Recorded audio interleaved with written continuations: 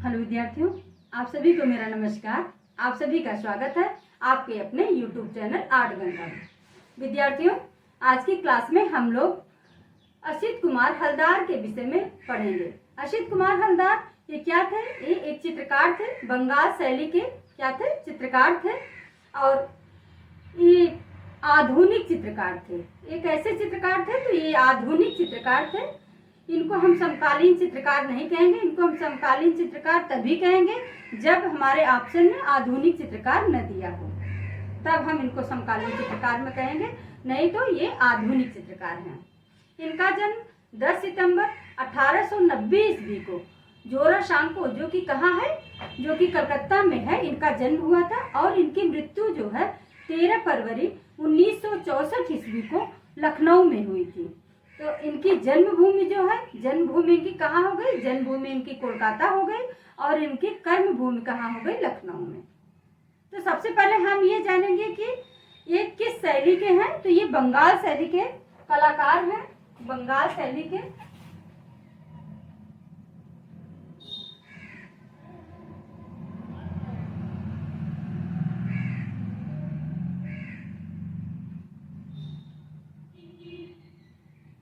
बंगाल शैली के क्या है? चित्रकार हैं। बंगाल शैली के कलाकार हैं और आधुनिक, ये क्या कैसे चित्रकार हैं? आधुनिक चित्रकार हैं।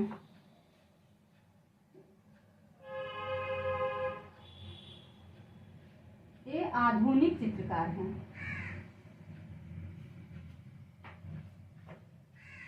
अब इनका जन्म 10 सितंबर 1890 ईस्वी को जोरासांको में, जो कि कहाँ है? कलकत्ता में। सबसे पहले जन्म देखेंगे, जन्म इनका।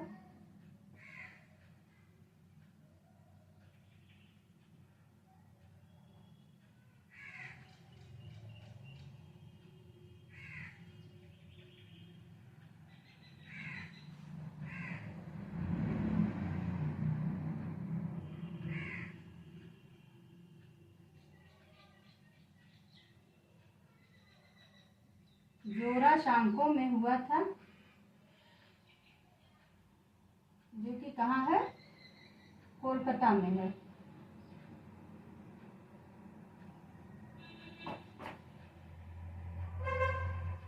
और इनकी मृत्यु,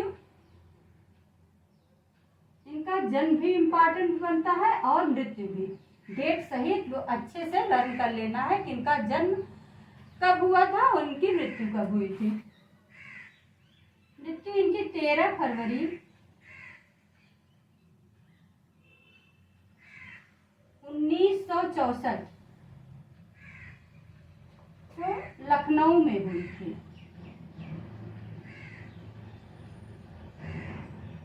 लखनऊ में इनकी मृत्यु हुई। तो इनकी जन्मभूमि कहाँ हो गई?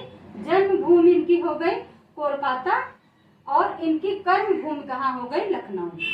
जन्मभूमि कोलकाता इनकी हो गई और कर्मभूमि इनकी हो गई लखनऊ। अब इनकी शिक्षा कहाँ से हुई थी? तो इनकी शिक्षा government school of art Kolkata से इनकी शिक्षा हुई थी।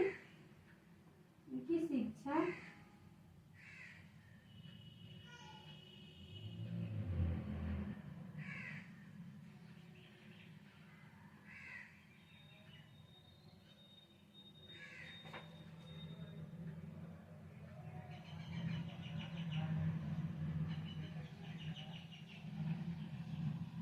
जो कि कहाँ है? कोलकाता में।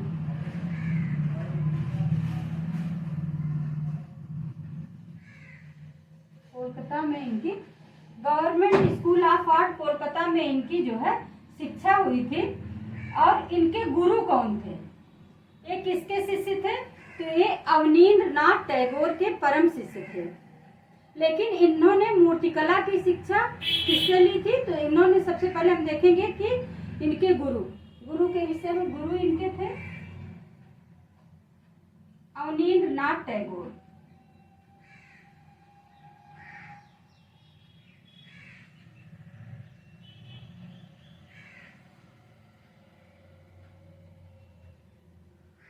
अवनींद्र नाथ टैगोर ये इनके भारतीय गुरु थे।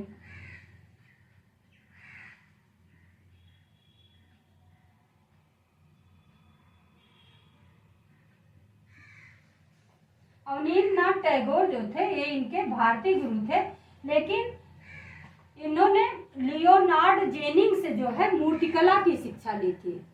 मूर्तिकला की शिक्षा इन्होंने किससे ली थी? मूर्तिकला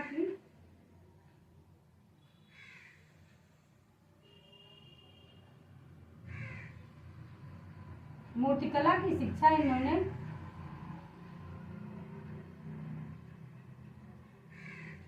लियोनार्ड जेनिंग से इन्होंने मूर्तिकला की शिक्षा ली थी। और किससे इन्होंने मूर्तिकला की शिक्षा ली थी? तो जदुपाल और बकेश्वर पाल जो इनके भारतीय गुरु थे, इन्होंने इनसे मूर्तिकला की शिक्षा ली थी।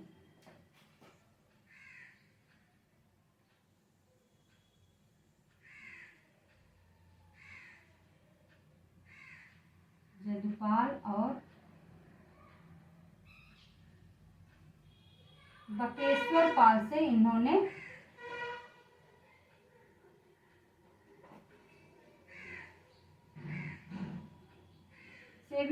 किसकी शिक्षा ली थी? तो मूर्तिकला की शिक्षा ली थी। ये इनके भारतीय गुरु थे। ये क्या थे? भारतीय गुरु थे इनके, जिससे इन्होंने मूर्तिकला की शिक्षा ली थी। तो इनके गुरु, 3 गुरु इनके हो गए। एक अवनींद्रनाथ टैगोर जो कि भारतीय गुरु हैं, और मूर्तिकला की शिक्षा इन्होंने 2 लोगों से ली थी। एक तो लियोनार्ड जेनिंग्स है, दूसरा है जदुपाल और बकेश्वर पाल से इन्होंने मूर्तिकला की शिक्षा ली थी। अब इनके दादा का नाम राखाल दास था। इनके दादा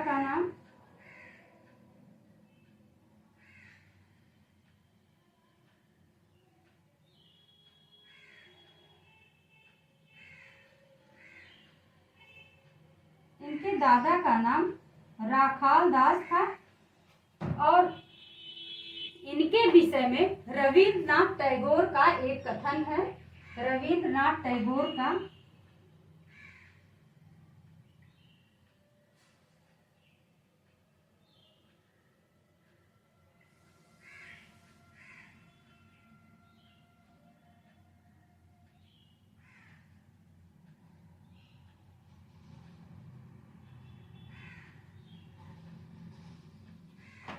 रविन्द्रनाथ टैगोर का एक कथन इनके विषय में है कि तुम केवल चित्रकार ही नहीं बल्कि कवि भी हो, और तुम्हारी तूलिका से रस की धारा बहती है। इनके विषय में रविन्द्रनाथ टैगोर ने कहा है कि असित कुमार, तुम एक चित्रकार ही नहीं बल्कि एक कवि भी हो, और तुम्हारी तूलिका से रस की धारा बहती है।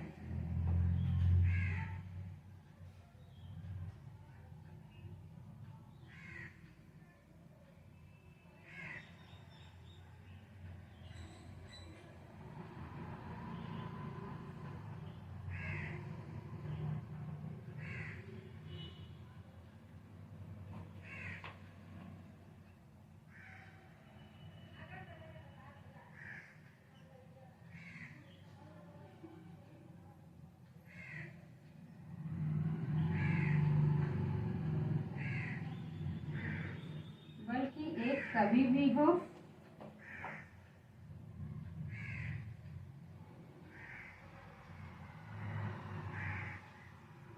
और तुम्हारी तूलिका से रस की धारा बहती है। तूलिका किससे होता है? ब्रश।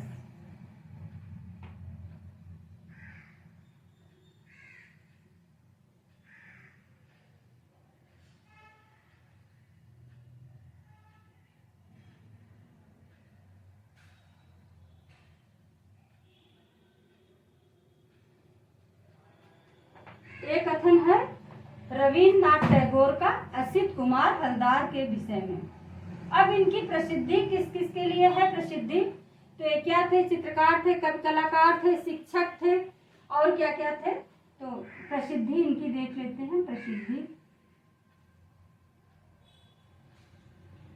ये चित्रकार थे,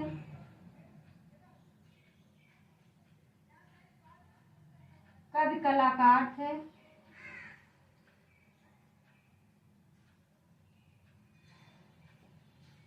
साहित्यकार या कवि कलाकार थे,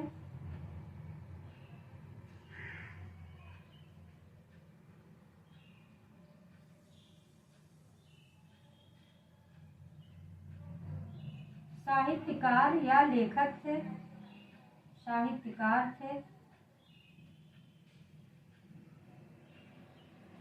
लेखक थे,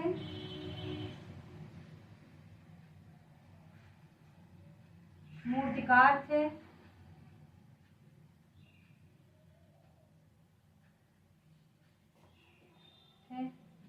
कला समीक्षक थे,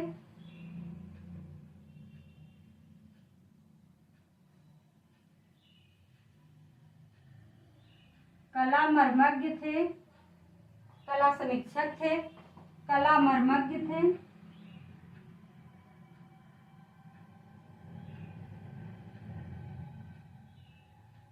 ये कला समीक्षक थे, कला मर्मज्ञ थे और क्राफ्टमैन या हस्तशिल्पकार भी थे।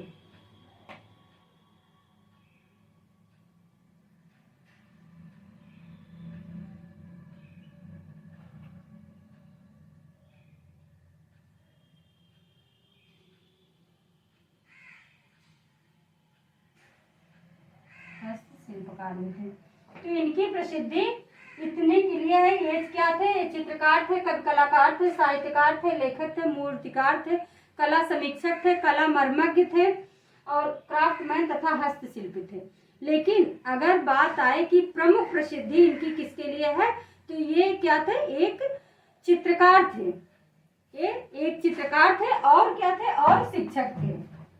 अगर मुख्य प्रसिद्धि की बात आए तो ये क्या थे? एक कवि कलाकार थे, एक कवि कलाकार थे और एक चित्रकार थे। अगर मुख्य प्रसिद्धि की बात है तो ये कवि कलाकार, इनकी मुख्य प्रसिद्धि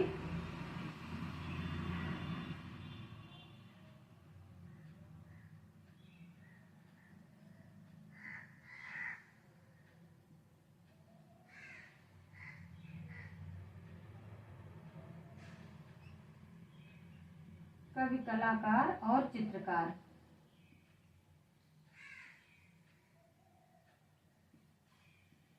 और चित्रकार के रूप में इनकी मुख्य प्रसिद्धि है। तो असित कुमार हलदार, इनका जन्म 10 सितंबर 1890 ईस्वी को जोरा शाम को, जो कि कहाँ है? कोलकाता में हुआ था। इनकी मृत्यु 13 फरवरी 1964 ईस्वी को लखनऊ में हुई थी। और इन्होंने गवर्नमेंट स्कूल ऑफ आर्ट, जो कि कोलकाता में है, यहाँ से इन्होंने शिक्षा प्राप्त की थी। इनके गुरु अवनींद्रनाथ टैगोर, ये अवनींद्रनाथ टैगोर के परम शिष्य थे और इन्होंने मूर्तिकला की शिक्षा 2 गुरु से प्राप्त की। पहले गुरु है लियोनार्ड जेनिंग्स और दूसरे हैं इनको जदुपाल और बकेश्वर पाल, जो कि ये जदुपाल और बकेश्वर पाल जो थे ये भारतीय गुरु थे इनके। और इनके दादा का नाम है राखाल दास बनर्जी।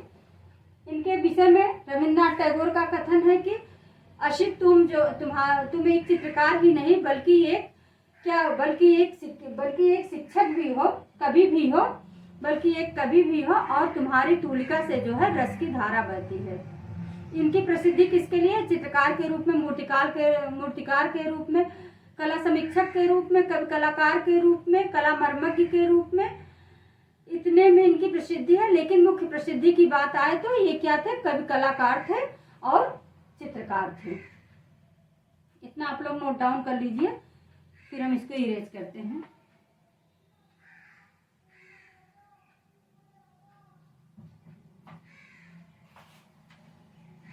अब हम देखेंगे कि इनके चित्रों का विषय क्या था।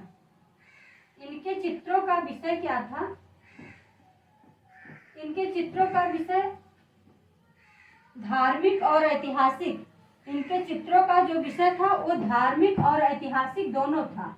लेकिन अगर मुख्य की बात आए कि मुख्य रूप से क्या था, तो मुख्य रूप से ऐतिहासिक था।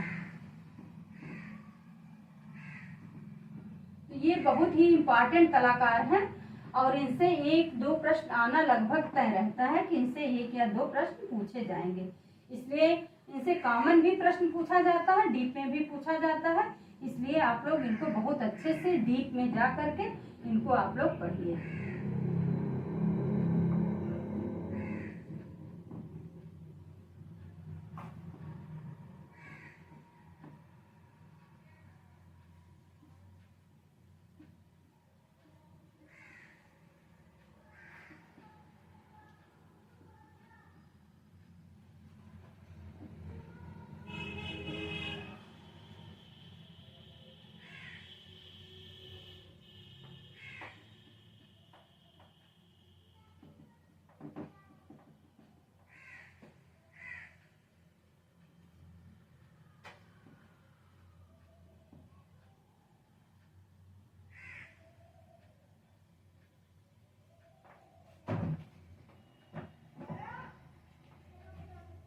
इनके चित्रों का विषय क्या था?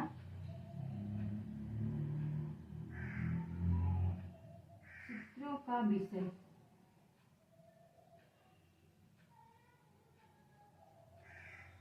धार्मिक था और ऐतिहासिक था।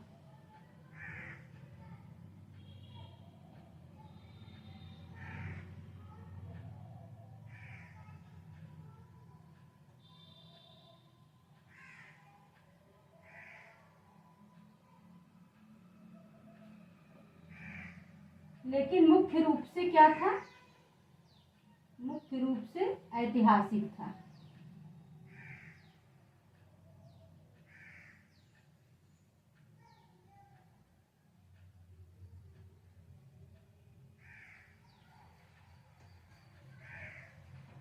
मुख्य रूप से ऐतिहासिक था।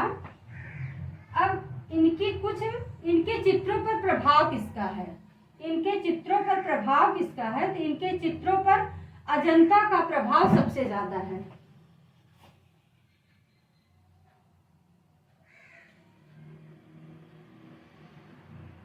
चित्रों पर प्रभाव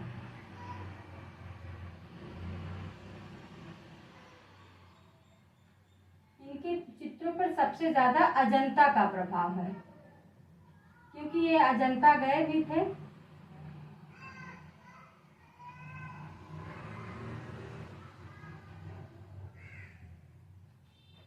प्रभाव अजंता का है। अब इनकी कुछ प्रसिद्ध पुस्तकें हैं। इनकी कुछ प्रसिद्ध पुस्तकें हैं।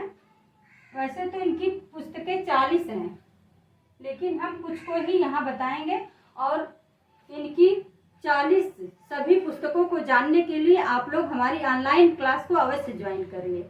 वहाँ पे आप लोगों को एक एक पुस्तकों के विषय में बताया जाएगा। यहाँ पे हम जो है शॉर्ट में ही बता दे रहे हैं आपको। इनकी कुछ प्रमुख पुस्तकों को पढ़ाएंगे, लेकिन ऑनलाइन क्लास में सभी पुस्तकों को अच्छे से बताया जाएगा।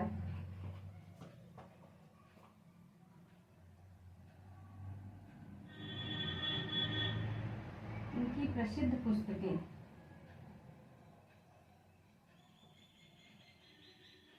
इनकी पुस्तकों इन्होंने लगभग 40 पुस्तक लिखी हैं।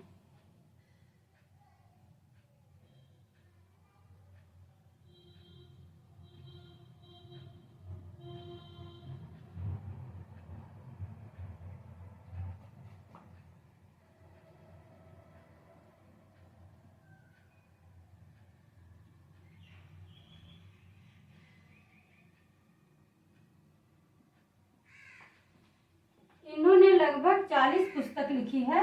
इनकी पुस्तक है Indian culture eight a glass.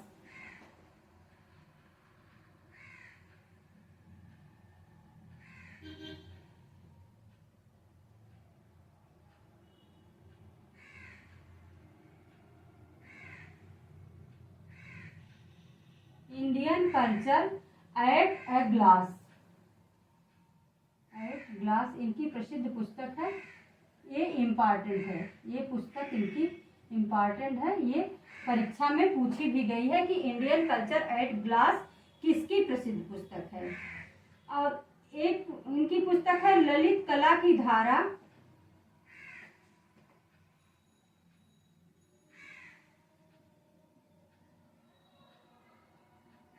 Lalit कला की धारा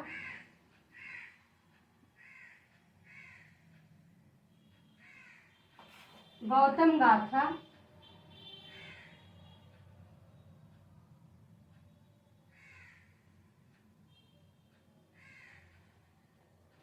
ललित कला की धारा, गौतम गाथा, आवर हेरिटेज इन आर्ट,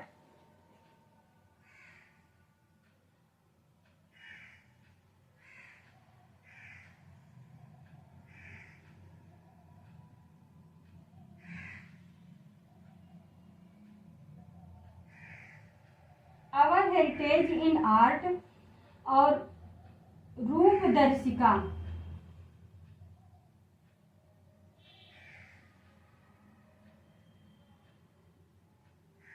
रूपदर्शिका इनकी प्रमुख पुस्तकें हैं। अब इनके हम प्रमुख चित्रों को भी देखेंगे। इनके चित्र भी बहुत ढेर सारे हैं, इनके चित्र बहुत ढेर सारे हैं, जिनमें हम कुछ यहाँ इम्पॉर्टेंट चित्रों को ही बताएंगे। और जो है इनके सभी चित्रों को जानने के लिए, डीप में पढ़ने के लिए आप लोग क्लास को ज्वाइन करिए, वहाँ पे आप लोगों को बहुत अच्छे से क्लियर कराया जाएगा। इनके प्रमुख चित्र हैं, इनके प्रमुख चित्रों में सबसे प्रमुख चित्र है काली राजकुमारी।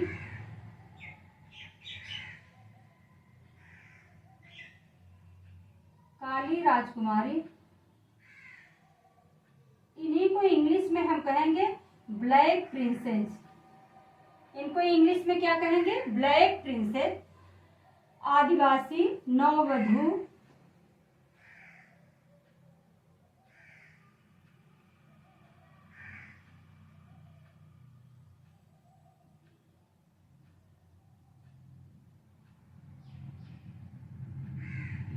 आदिवासी नववधू, डांसिंग अप्सरा,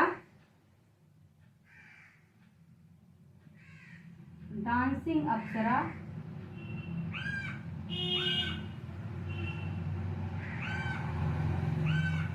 काली राजकुमारी, जिसको हम इंग्लिश में कहेंगे ब्लैक प्रिंसेस।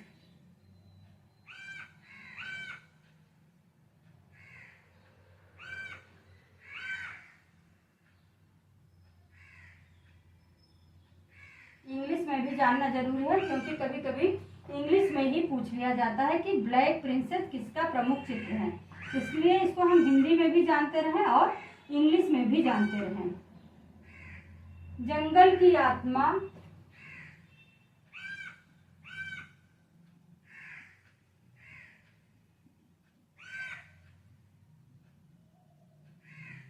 आत्मा, प्रारब्ध, ये इनका प्रमुख चित्र है, जिसमें काली राजकुमारी इम्पॉर्टेंट है, प्रारब्ध भी इम्पॉर्टेंट है, इसमें जितना बताए हैं सभी इम्पॉर्टेंट है। इनके प्रमुख चित्र हैं ये। अब इनकी प्रतिलिपियां के विषय में पढ़ेंगे कि इनकी प्रतिलिपियां कहाँ कहाँ हैं। इनकी तो 1909 से 11 तक प्रतिलिपियों के विषय में इनके पढ़ेंगे।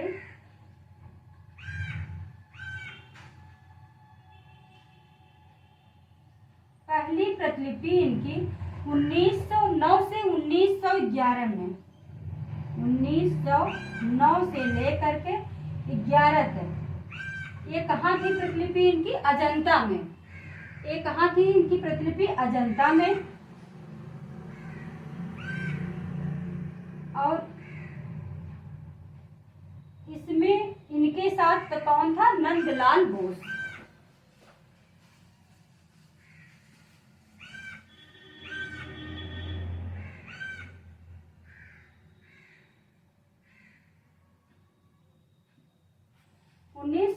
से 11 में अजंता में इन्होंने प्रतिलिपियां जो की, उसमें इनके साथ थे नंदलाल बोस। और 1924 में ये कहाँ गए थे? ये जोगी मारा गए थे। 1924 में 1914 में ये कहाँ गए थे? जोगी मारा गए थे। और इनके साथ वहां पे कौन थे? समरेंद्र नाथ बोस।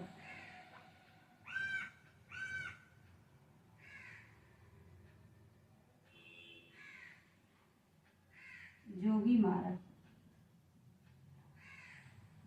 और इनके साथ थे समरेंद्र नाथ गुप्त।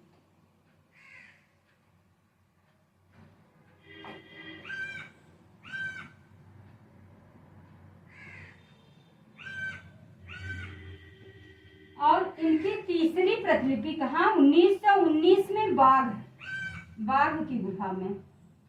1919 में कहाँ थी? बाघ की गुफा में।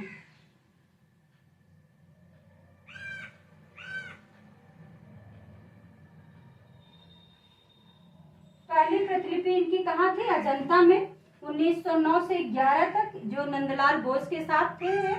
1914 में जोगी मारा समरेंद्र नाथ गुप्त के साथ। 1919 में बाघ की गुफा पे इन्होंने प्रतिलिपियां तैयार की थी। अब इनकी नोट करके आप लोग लिख लीजिए कि 1924 ईस्वी में ये जयपुर स्कूल ऑफ आर्ट में प्रधानाचार्य बने।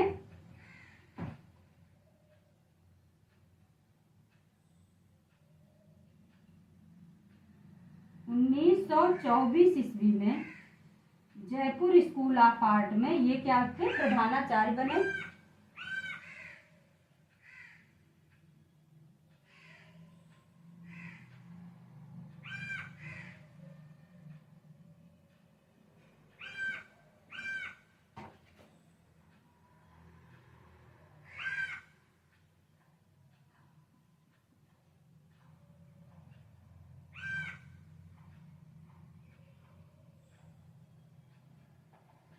उन्नीस सौ 24 में जयपुर स्कूल ऑफ आर्ट में प्रधानाचार्य बने और 1925 ईस्वी में लखनऊ कॉलेज ऑफ आर्ट में,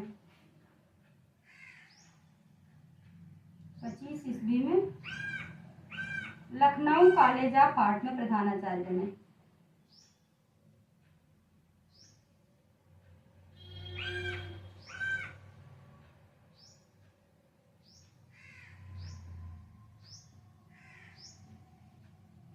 लखनऊ कॉलेज ऑफ आर्ट में ये प्रधानाचार्य बने और ये प्रथम भारतीय थे जो कि लखनऊ कॉलेज ऑफ आर्ट में प्रधानाचार्य बने थे।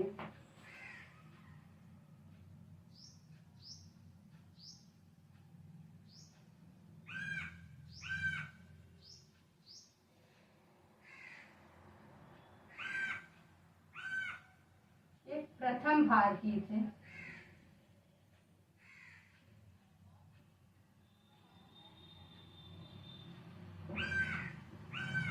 और 1925 से लेकर के 1925 से लेकर के 1945 ईस्वी तक ये लखनऊ कॉलेज ऑफ आर्ट में प्रधानाचार्य के पद पर रहे। 1925 से लेकर के 1945 ईस्वी तक ये लखनऊ कॉलेज ऑफ आर्ट में प्रधानाचार्य के पद पर रहे, यानी कि 20 साल तक ये लखनऊ कॉलेज ऑफ आर्ट में रहे। तभी इनका जो है कर्म भूमि कहाँ कही गई है, तो लखनऊ कही गई है। और 1959 ईस्वी में राष्ट्रीय ललित कला अकादमी 1959 ईस्वी में राष्ट्रीय ललित कला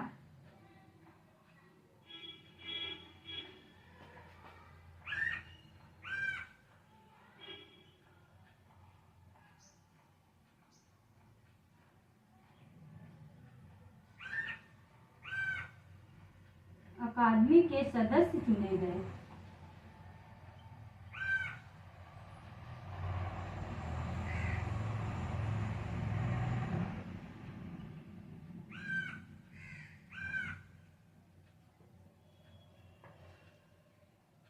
तो 1924 में जयपुर स्कूल ऑफ आर्ट में प्रधानाचार्य बने, 1925 ईस्वी में लखनऊ कॉलेज ऑफ आर्ट में प्रधानाचार्य बने और वहाँ पे 1925 से लेकर के 1945 ईस्वी तक ये लखनऊ कॉलेज ऑफ आर्ट में प्रधानाचार्य बने। 1959 ईस्वी में राष्ट्रीय ललित कला अकादमी के ये सदस्य चुने गए। अब हम इनके चित्रों की विशेषताओं के विषय में पढ़ेंगे। आप लोग इतना नोट डाउन कर लीजिए, फिर हम इसको इरेज कर रहे हैं।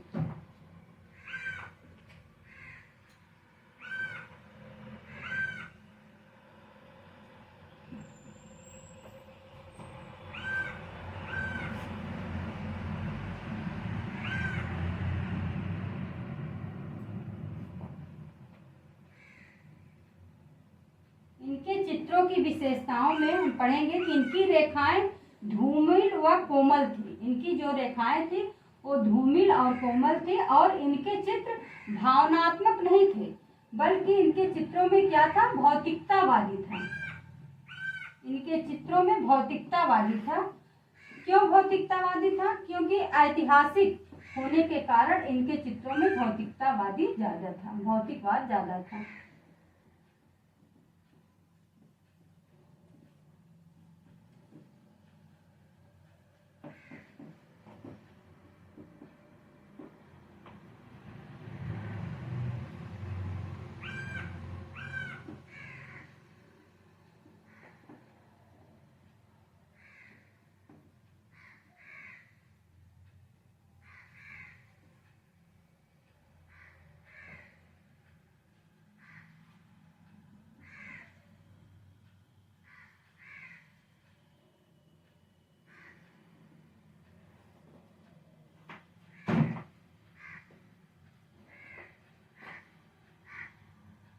चित्रों की विशेषता।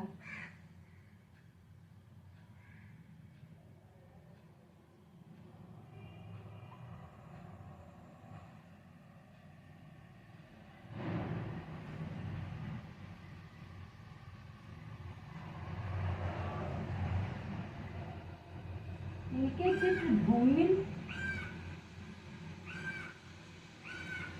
व कोमल थे।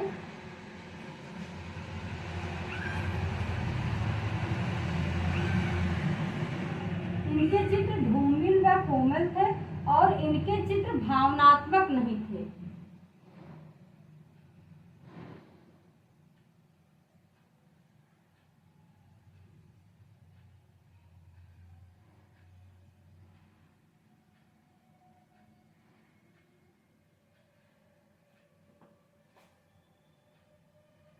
भावनात्मक नहीं थे और इसका रीजन ये था कि ये ऐतिहासिक होने के कारण इनके चित्रों में इनके चित्र भावनात्मक नहीं थे।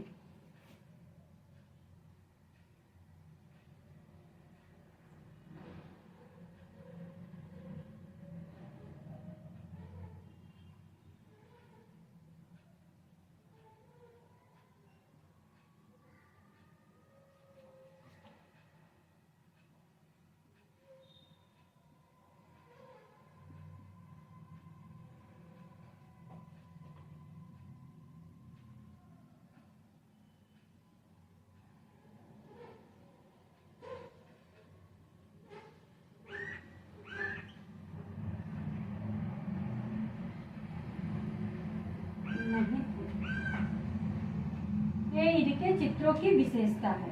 अब इनके चित्रों का संग्रह कहाँ पर है? चित्रों का संग्रह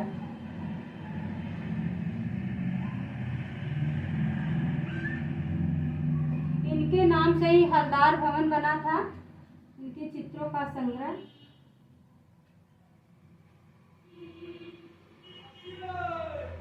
इनके नाम से हलदार भवन का निर्माण हुआ था, इन्हीं के नाम से।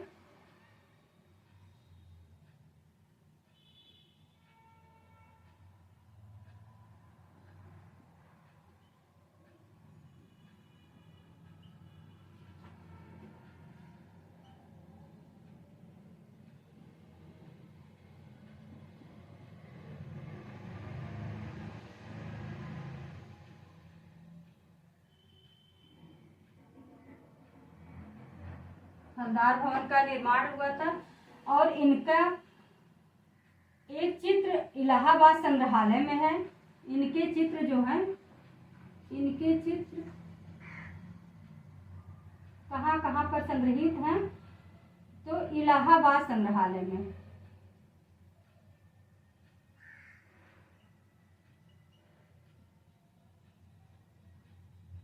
यानी प्रयागराज संग्रहालय में।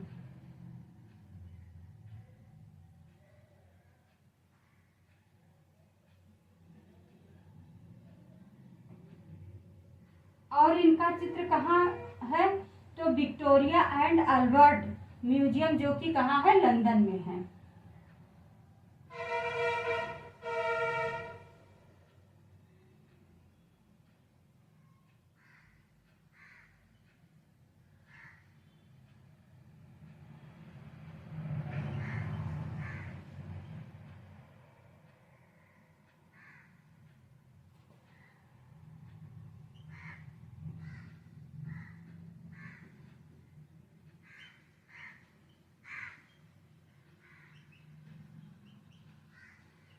जो कि है लंदन में।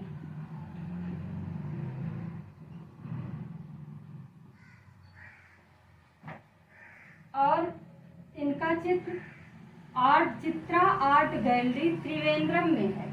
Chitra art gallery